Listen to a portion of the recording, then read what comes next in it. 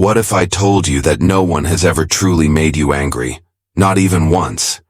What if every insult, every betrayal, every moment of tension wasn't about them, but about you, and something hidden beneath the surface? And what if the greatest power you could ever unlock was the power to stay calm in the fire? Let's begin with a truth most people never hear. Your peace has never lived in other people's hands, not in what they say, not in what they do, not even in how cruelly they try to break you. The truth is, no one has ever created your anger. They've only exposed the places where you haven't healed yet. Most of us go through life as emotional marionettes, strings pulled by words, events, expectations. We react, we explode, we withdraw, all because we haven't yet seen the strings, or how deeply they're tied to our unhealed wounds. It takes just one sharp comment to ruin someone's whole day, one betrayal to shatter years of trust, one misunderstanding to turn a small moment into a battlefield. But here's the stoic truth. The world doesn't disturb you. You disturb yourself through the way you interpret it, and that changes everything. If you could shift that interpretation, train your mind to pause, to choose a different lens, to respond instead of react, then no one, no moment, no chaos could ever steal your calm again. This episode isn't about pretending problems don't exist. It's not about avoiding conflict or bottling things up. It's about rising above conflict. It's about gaining the kind of inner mastery where no insult gets under your skin, no chaos throws you off track, and no person becomes your emotional master. Today we'll dive into 15 Stoic lessons, timeless principles that can help you build a mindset so solid, so clear, so composed, that even when life doesn't go your way, you stay calm. Let's begin at the root. Anger. Why do we get angry? Most of us think it's because someone lied, disrespected us, or crossed a line. But that's rarely the full truth. Anger doesn't live on the surface. It bubbles up from much deeper places.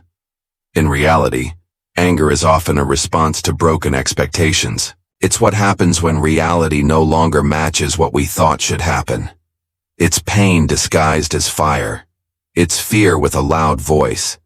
And long before modern psychology ever said it, the Stoics understood this.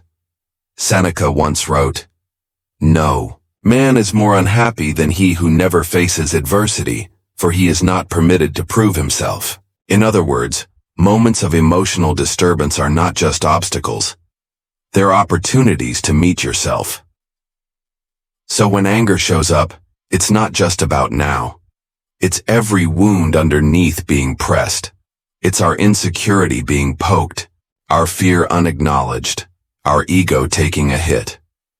When someone disrespects you and rage rises in your chest, that rage is often protecting something softer, a belief that your worth is under attack. But here's the thing. That belief is yours, and you have full control over it. Anger thrives when we try to control what was never ours to control, how others behave, what they say, how life unfolds. We tell ourselves, they shouldn't have treated me that way, or this shouldn't have happened. And maybe we're right. But anger flares up when the gap between what we wanted and what is becomes too wide to accept. The wider the gap, the hotter the fire. The Stoic path doesn't ask you to feel nothing. It asks you to feel wisely, to trace every emotion back to its origin, to examine it, not drown in it. Because when you realize anger is not the root but a signal, you move from reaction to responsibility. That's not weakness, it's refined strength. So ask yourself, what am I really angry about? Not just the surface, the ignored message, the harsh comment, the broken promise. Go deeper. Is it a fear of being unloved? A feeling of not being heard? That old painful story that maybe you're not good enough? Because the moment you see anger clearly, its illusion fades. You realize it's not your enemy. It's your inner alarm asking to be understood, not obeyed. And once you can meet that signal with clarity instead of combustion, you've already won. You don't have to suppress anger, but you also don't have to become its puppet. That is how you reclaim your power.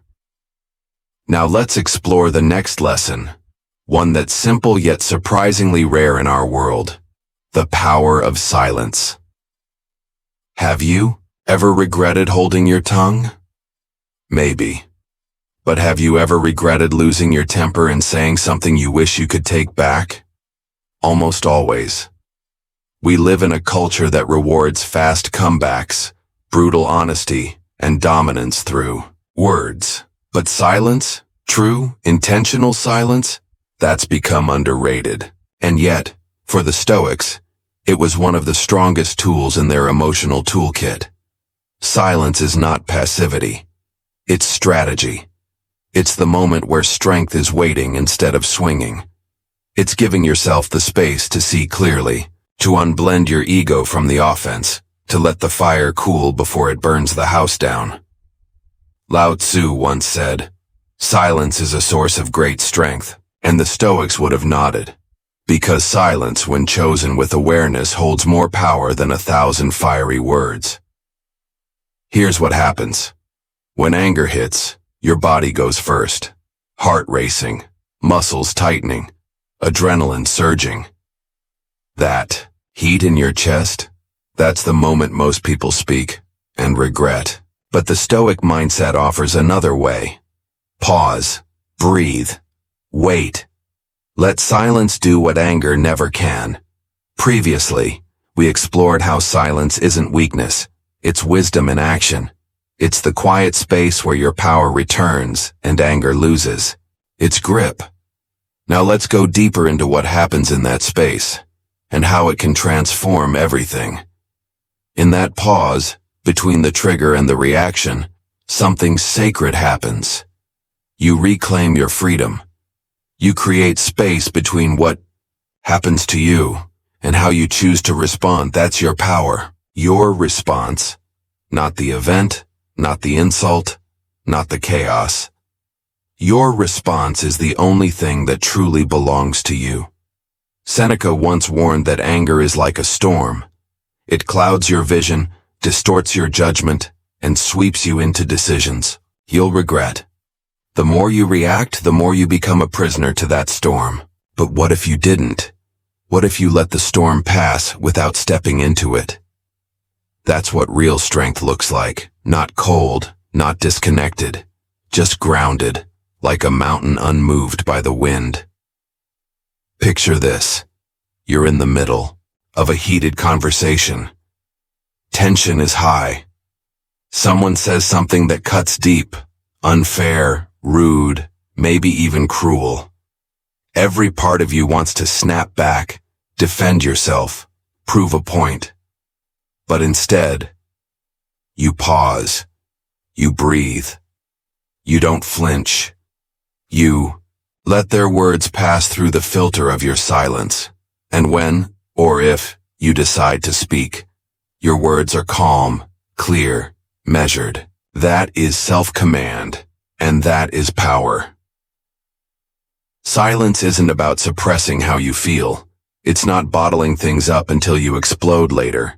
It's about choosing your moment, deciding how, and even if, a response is necessary. Because here's the truth. Not every attack deserves your energy. Not every argument deserves your reply. Sometimes the most powerful message is no message at all. Your stillness, your refusal to step into the chaos that speaks louder than any comeback ever could. So the next time you feel anger bubbling up, don't aim to win the moment. Aim to win your mind. Use silence like a sword, not to wound, but to guard your peace. Because the person who stays calm while others unravel, that's the one who holds the real power. Now let's explore a very different, but equally powerful character tool. Laughter. Yes, laughter. When was the last time you genuinely laughed at something that once made you furious? It's strange, isn't it? That shift from rage to amusement feels like liberation, because the moment you stop seeing life's challenges as personal attacks and start seeing them for what they are, part of being human, you begin to rise above them. Life throws problems at everyone. It doesn't care if you're wise, wealthy, spiritual, or disciplined. And if you try to meet every problem with tension, with ego, with emotional fire, you'll burn out fast. But laughter? That's a secret weapon most people overlook. It's not denial. It's not weakness. It's a refusal to be controlled by life's absurdities. When you laugh at a problem, you shrink it. You drain its drama. You tell your nervous system, this isn't going to break me. Friedrich Nietzsche once said, "Perhaps I know best why it is man alone who laughs. He alone suffers so deeply that he had to invent laughter." That's not just poetic, it's deeply philosophical. Laughter is our pressure valve. It reminds us that even in the darkest moments, there's still room to breathe. The Stoics understood this. They weren't emotionless statues. They were deeply observant of life's patterns. They saw the unfairness, the absurdity, the chaos, and chose not to take it all so seriously. Why? Because taking everything seriously feeds the ego. And ego? It makes every inconvenience feel like an insult. But when you drop the ego, when you smile at the ridiculousness of it all, you stop reacting and start observing. And from there, you rise. Imagine someone cuts you off in traffic. Your first impulse might be anger. But what if, just for a moment, you laughed? Not out of arrogance, but out of perspective. Maybe they're having a terrible day. Or maybe they're just careless. But either way, should your peace be the price for their chaos? Think back to a time when life didn't go your way. A rejection, a failure, a major setback. At the time it stung. But now, maybe you laugh about it, because what once felt like the end turned out to be a redirection. Laughter doesn't erase the problem, but it disarms it. It helps you switch from reaction to reflection. It interrupts the emotional autopilot so many are stuck on. So here's a challenge. Next time frustration starts rising in your chest, pause. Take a conscious breath. Smile, even if it feels unnatural at first. Let that smile whisper to you, this will pass. It always does. And maybe you don't need to fight this one. Maybe you just need to laugh. Learn. Let go. Because sometimes, the most stoic thing you can do is not to prove your strength, but to laugh and keep walking. Now let's shift to something even deeper. Learning how to focus on long-term victory, not the current battle. Have you ever won the argument, but felt like you lost something? More important, your peace, your presence, your energy. In the heat of conflict, it's easy to forget what really matters. We fight to be right, to be heard, to defend our pride. But the Stoics teach us to zoom out, to see the bigger picture, to ask, is this worth it? Is this moment worth sacrificing my inner calm? Because here's the hard truth.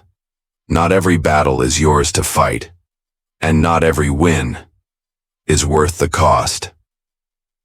Marcus Aurelius, and the Roman emperor who led through war, betrayal, and unbearable pressure, said it plainly.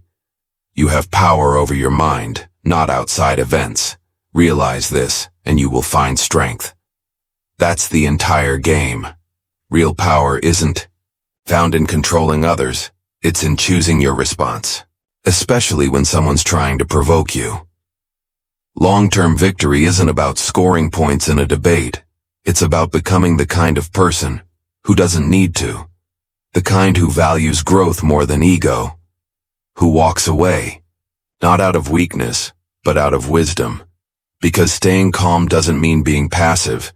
It means being strategic with your energy.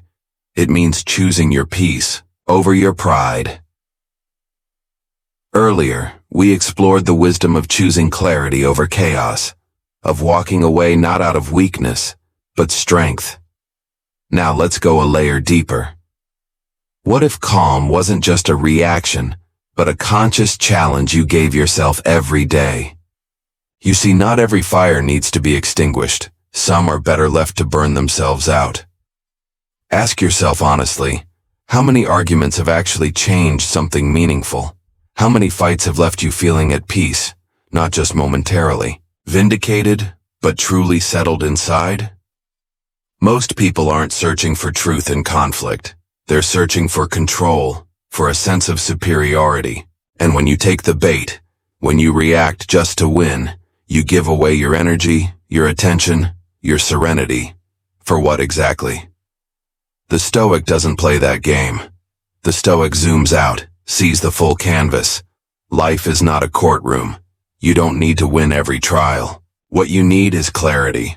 Clarity about who you're becoming, the kind of relationships you're nurturing, and most importantly, what's truly at stake. Not your pride, but your peace. Think of the people who move you, who truly inspire. Are they reactive? Do they blow up over petty inconveniences or lash out when misunderstood? Or do they move through life with composure, quiet strength, a presence that feels grounded and whole? Because the truth is, the person who wins the moment often loses the mission, and your mission is far bigger. It's about crafting a life of depth, alignment, and strength. A life that isn't derailed by every careless word or emotional storm. So next time you feel the urge to react, pause. Ask yourself, what am I really trying to prove? And to whom? Step back. Zoom out. Imagine the road ahead, who you're becoming, what you're building. Choose that instead. Again and again. Because that's how you lead. By letting go. Not lashing out. And here's a powerful way to start building that mental muscle. What if staying calm became your personal sport? We often admire those with unshakable discipline in the gym, or relentless focus in business. But real mastery, that's emotional. It's the strength to remain composed when chaos knocks at your door, to stay centered when provoked. That isn't passivity. It's elite mental training. Think of it as your own private discipline. When you treat calmness like a skill, not just a nice idea, everything changes. Suddenly anger no longer owns you. You own it. Epictetus said it best. Any person capable of angering you becomes your master. Let that sink in. If someone can push a button and you explode, you're not in control. They are. But the Stoic flips the script. Instead of reacting, he observes. Instead of exploding, he reflects. He trains himself to rise above the trigger. So what if you turn that into a daily practice? Like training your body, you can train your mind. Every morning, set the tone. Today, I will not be mastered by my emotions. I will respond, not react. When tension builds, pause. Breathe. Don't suppress your feelings. Channel them. Turn your emotions into information, not ammunition. Say to yourself, this is where I usually shut down, but not today. Today I hold the line. Yes, it's hard, especially when others are rude, manipulative, unfair, but that's exactly the point. True calm is forged not in comfort, but in adversity. Every time you choose stillness over reaction, you strengthen your inner resolve. There's no applause, no spotlight, just the quiet victory of keeping your integrity intact. Count those moments, smile at them, because while others are trapped in emotional loops, you are rising, above the noise, into clarity, into freedom. And that's the thing. Emotional self-control isn't about becoming numb. It's about finally becoming free. But how do we stay free in a world that constantly disappoints? That's where the next lesson comes in. Acceptance. Why do we suffer so deeply from what others say or do? Often it's not their actions that hurt most. It's our expectations. We expected loyalty and got betrayal. We hoped for understanding, but were met with judgment. We looked for consistency and found confusion. But here's the truth. The real problem isn't just them. It's that we expect the world to follow our script. Stoicism offers a liberating shift. Accept what is, not what you wish it to be, because the more you resist reality, the more it hurts. It's like trying to stop a river with your bare hands, exhausting, futile.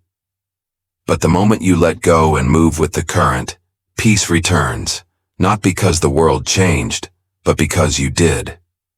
Socrates once said, "Be kind, for everyone you meet is fighting a hard battle. That includes the ones who frustrate you, ignore you, even hurt you. Behind their behavior is often fear, confusion, or pain, just like yours." Now this doesn't mean we excuse bad actions, but it does mean we recognize the limits of human nature. People can only act from the awareness they've reached, and many are still far from the light. In the last section, we explored a liberating truth. When you accept life as it is, not how you wish it to be, you gain a quiet kind of power. Now let's take that even further.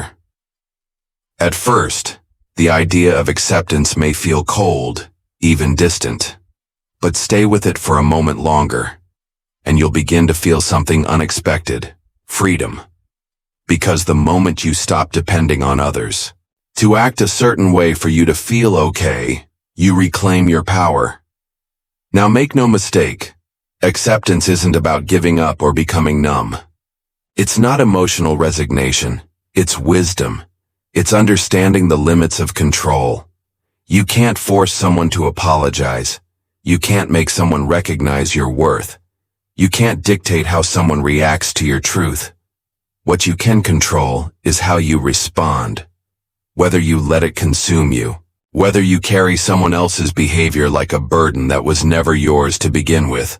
And that subtle shift from control to acceptance doesn't weaken you. It refines you. It sharpens your focus. You stop wasting precious energy trying to fix people who don't want to change, chasing closure from those who never offered clarity. Instead, you turn inward. You grow quietly. You walk with peace.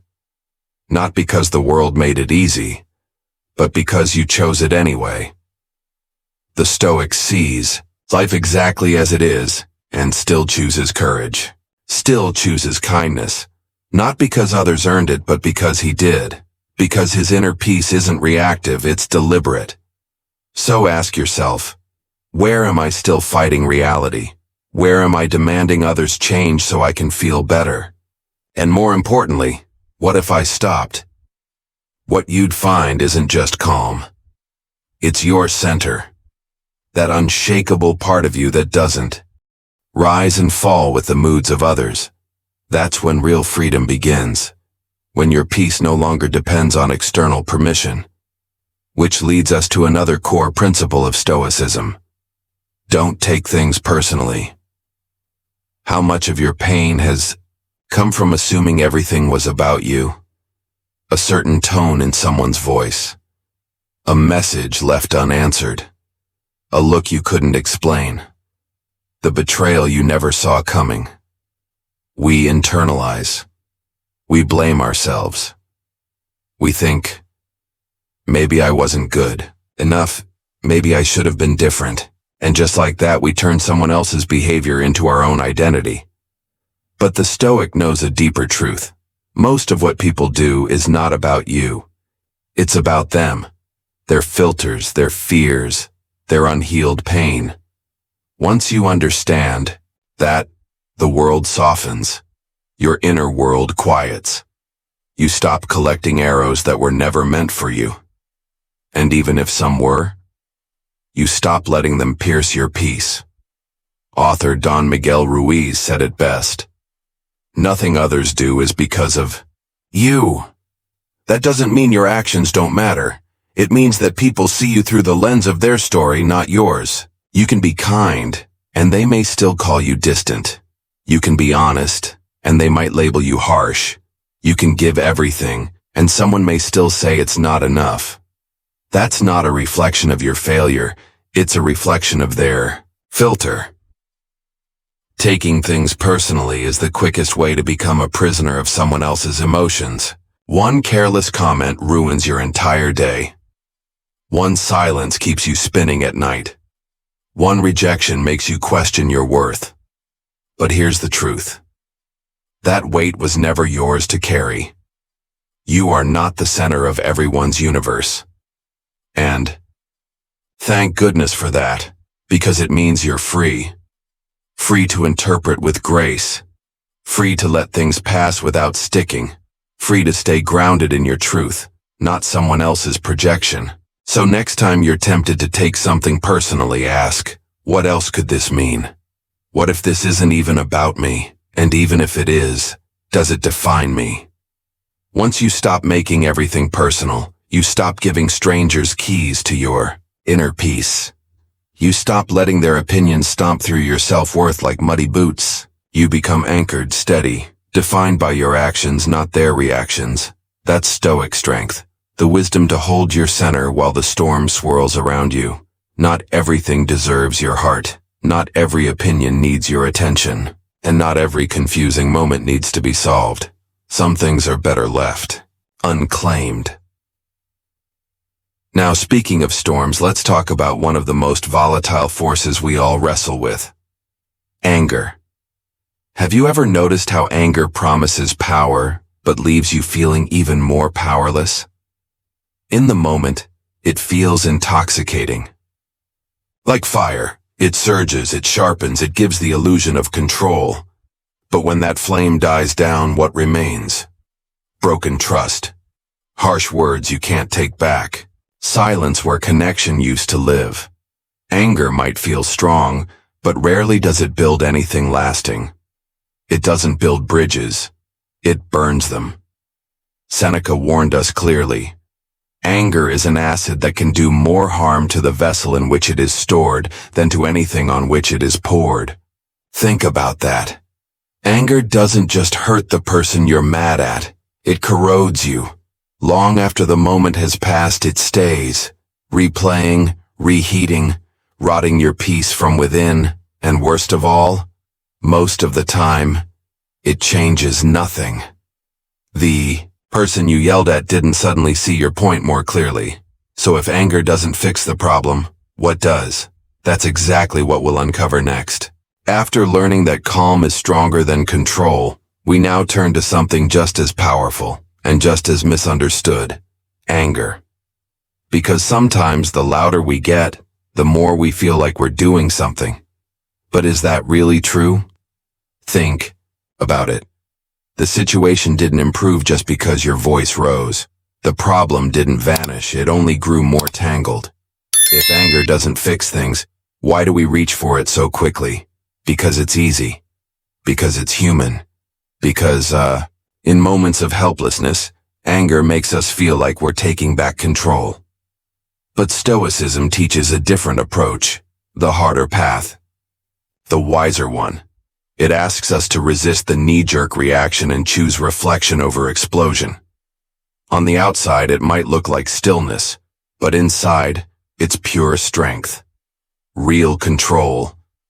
It's the discipline to pause, to think, and to stay grounded when everything around you is trying to pull you into the storm. Ask yourself, when was the last time you got truly angry? What did it give you that a calm mind couldn't have offered more effectively? Was the outcome really worth the tightness in your chest, the fractured relationship, the guilt that followed? Anger is natural, but mastery, that's a choice. It's not about pretending emotions don't exist. The Stoic feels like anyone else, but they don't allow those feelings to drive the wheel. They see anger not as a weapon, but as a mirror. A test. A chance to grow, not to growl. Now picture someone who truly inspires you. Someone who enters a room and brings a wave of calm, not chaos. Are they the ones who snap back at every insult? Or are they the ones who stand firm, speaking with clarity, not fire? That's the kind of person you become when you internalize this truth. Anger doesn't build, it burns. Every single time. So next time it rises in your chest, don't bury and don't ignore it, disarm it, ask, what is this emotion trying to tell me? What am I protecting? And more importantly, what is my peace worth right now? Because here's the truth. No one can take your power from you. You give it away. In that split second when you let rage take over. But you can choose differently. Every time you choose calm over chaos, you're not just managing the moment, you're building a life that holds steady when the pressure rises.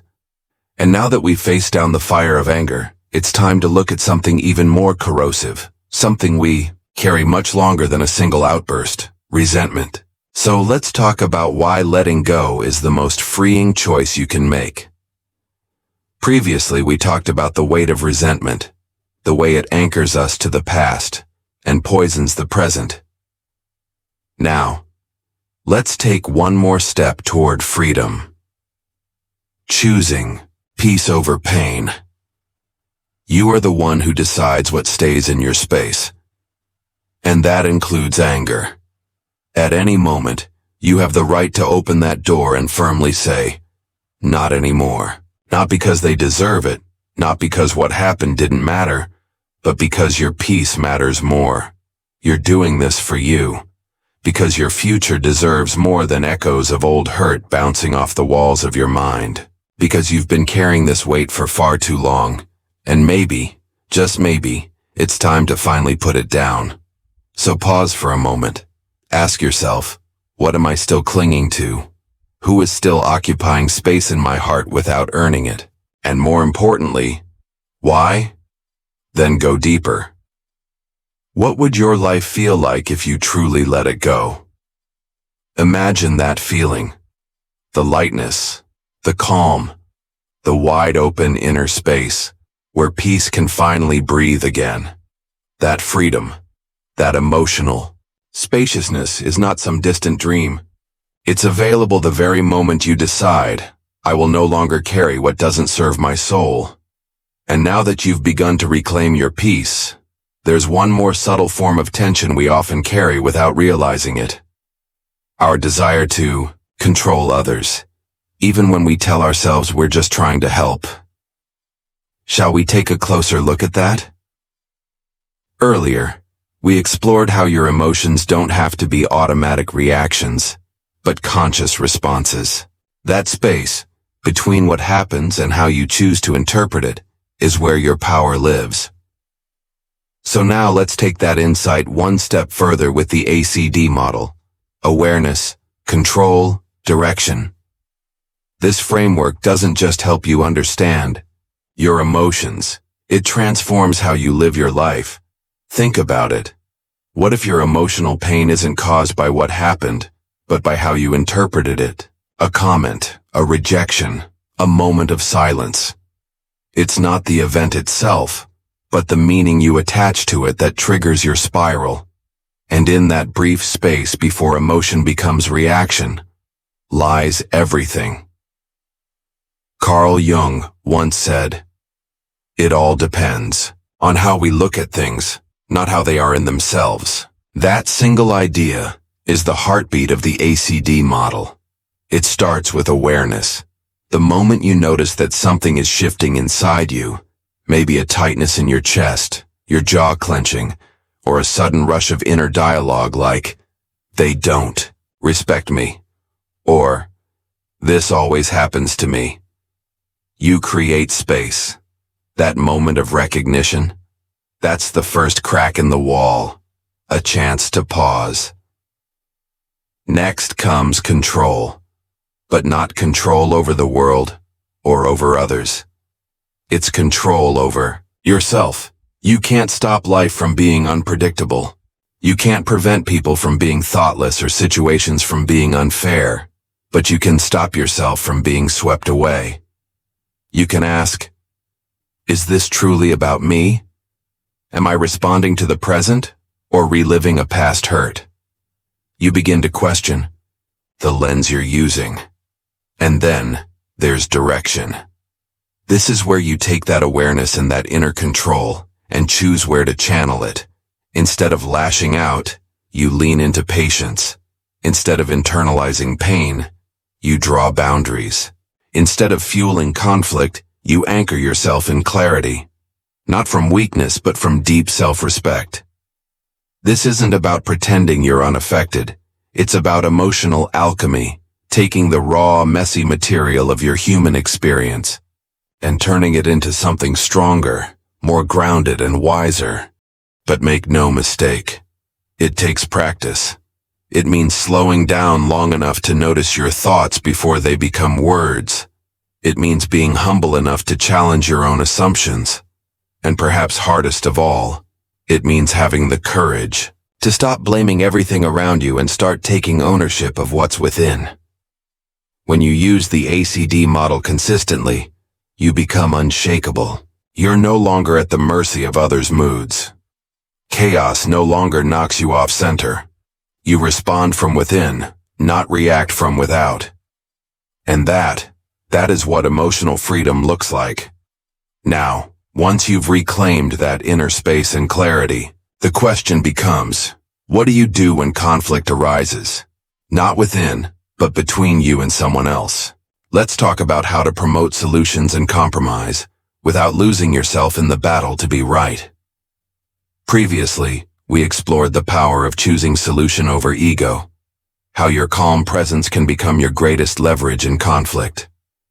Now let's turn inward and examine where it all begins, in your body. Have you ever noticed how sometimes your body knows you're angry before your mind even registers it? We often assume emotions start in the mind, with thoughts, stories, or mental interpretations. But more often than not, emotions begin in the body. A tight chest, a clenched jaw, shallow breath, sweaty palms, that sinking, twisting feeling in your stomach. These sensations aren't random, they're signals, alarms. Your body is trying to tell you something long before you say a word, long before a single thought forms. Alan Watts captured it simply. The body does not lie. And the Stoics would nod in agreement, because one of the most powerful ways to master anger is to catch it before it erupts. Before it slips out as words you can't take back. Before it burns bridges you'll later wish you'd crossed more. Gently, here's the truth. Your nervous system responds faster than your conscious thoughts. That instant someone says something triggering, your body flinches. It reacts in real time. But if you've been trained to suppress, distract, or numb yourself, you'll miss the signs. You won't see the red flags until it's too late. That's where emotional mastery lives. Not in pretending you're unaffected, but in noticing the shift early enough to redirect it. To sense the rising wave and whisper, I've felt this before. This time I'll choose to respond, not react. Your body is a compass. It points to old wounds. It alerts you when boundaries are being crossed. It recognizes when your inner child feels unsafe, but it only speaks clearly when you're listening. So slow down. Be still enough to feel what you've been conditioned to avoid. The next time your heart starts racing, pause. The next time your fists tighten, ask yourself, what am I gripping so tightly? When your breath shortens, stop and breathe deep. What's really happening underneath? Because sometimes, one single breath, between stimulus and reaction, is the difference between damage and growth, between regret and maturity, between repeating the past and making a new choice. You see, Stoicism isn't about numbing yourself. It's about becoming deeply attuned to your body's wisdom. It's using your nervous system as an early warning signal. It's grounding yourself before the storm, not during it. So train your attention, not just to the words of others, or even your own thoughts, but to your inner rhythms, to the quiet pulse of emotion rising and falling in your body, because your body remembers everything, even the moments your mind wants to forget. And when you can listen without judgment, you lead yourself through anything. Now that you've learned to listen to your own inner signals, the next step is crucial: deciding who deserves access to your emotional energy and who doesn't. In the last section, we learned to listen to our body, the early warning system that signals when emotions are rising. Now let's take that self-awareness a step further by becoming intentional about who gets access to your energy. Think about it. Every conversation you have, every reply you offer, every ounce of attention you give, it's a trade. You're exchanging your time, your clarity, your emotional presence. So the real question becomes, is this trade worth it? The person hurling insults behind a keyboard, do they truly deserve a reaction? The coworker who lives off drama, should they be handed your peace? And that stranger who cuts you off in traffic, do they really get to control your mood for the rest of the day? The answer, if you're honest, is probably no. Yet the more we react to every trigger, every slight, every annoyance, the more we begin to lose ourselves. We aren't defending our dignity. We're handing over our emotional power to people who haven't earned the right to shape our reality. Over time, it becomes habitual. You stop living by intention and start existing in reaction, like a puppet, constantly pulled by the strings of other people's energy. But there is another way: emotional selectivity, the conscious choice to pick your battles, and more importantly, your silences. Because silence isn't always weakness. Sometimes it's wisdom. It's the inner voice that says, I don't need to fight every fire. I just need to stop adding fuel.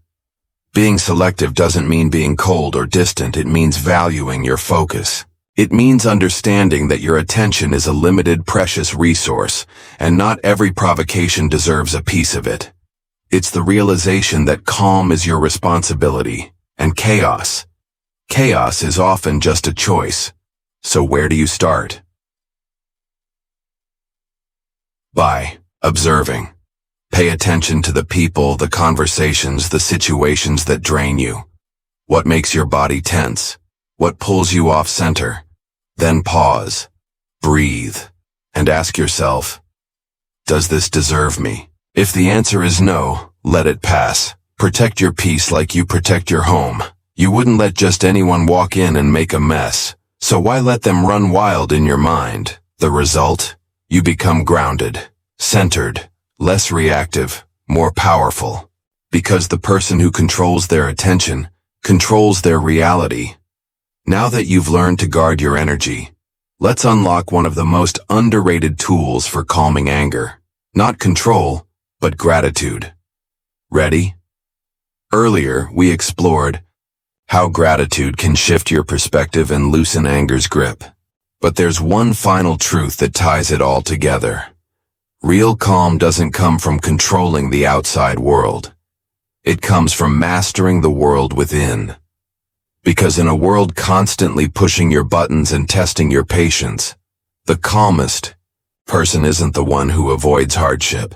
It's the one who still sees beauty through the pain. The one who doesn't deny the chaos but refuses to be consumed by it. And when you learn to do that, consistently, deliberately, anger begins to lose its hold, and something deeper begins to rise. Your true self, untouched. That's the truth most people never confront.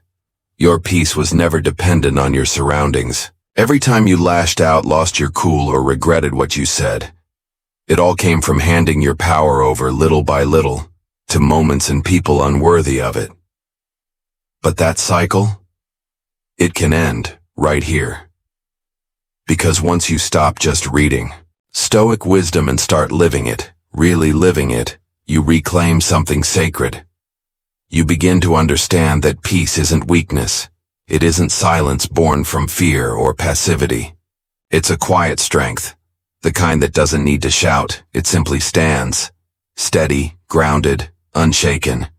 You don't need to win every argument. You don't need to prove your worth to anyone. You don't need to fix every situation. What a main. You do need is to master the space between what happens to you and how you choose to respond. That tiny sacred space, that's where your real life takes shape. Will it be easy? No. You'll mess up. You'll react when you meant to pause.